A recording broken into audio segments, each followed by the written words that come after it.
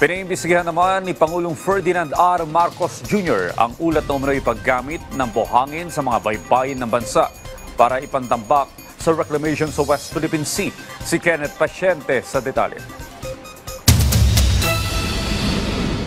Ipinag-utos na ni Pangulong Ferdinand R. Marcos Jr. ang isang hiwalay na investigasyon sa disenyo, konstruksyon at procurement ng mga bollards sa walkway ng NAIA Terminal 1 matapos ang nangyaring trahedya na ikinasawi ng 2 katao kabilang ang isang bata. Ayon kay Palace Press Officer Attorney Claire Castro, inutusan ng Pangulo ang pagsuri sa teknikal na espesipikasyon at pagbili ng mga bollards na inilagay noong 2019 sa ilalim ng administrasyon ni dating Transportation Secretary Arthur Tugade. Nabigo ang mga bollards na pigilan ng isang SUV na bumangga sa walkway ng terminal. Tiniyak ng Malacanang na sasagutin ng mga concerned government officials ang utos ng Ombudsman kaugnay sa pag-aresto ng ICC kay dating Pangulong Rodrigo Duterte. Lalo't isa raw sa tagubilin ng Pangulo ay ang pagsunod sa batas at tamang proseso. Samantala, muling binigyang diin ng pamahalaan na naaayon sa batas ang ginawang pag-aresto sa dating Pangulo, kasunod ng panibagong pahayag ni Vice President Sara Duterte na accountable umano ang Pangulo sa nasabing pangyayari.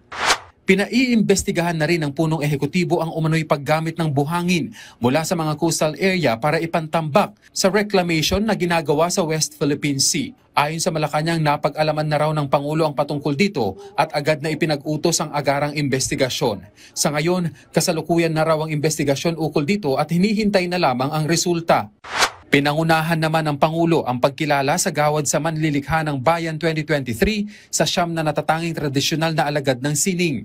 Kinilala ang mga awardee bilang mga cultural masters na patuloy na nagpapayabong ng kulturang Pilipino sa larangan ng oral tradition, pagbuburda, paghahabi, sayaw at brace casting. Kabilang sa mga pinarangalan sila Adelita Bagcal, Rosie Sula, Abina Cogwit, Amparo Mabanag, Marife Ganahon, Saporonia Madanlo, Barbara Ofong, Hadja Sakinur Ain Dalasas at Bundos Farah.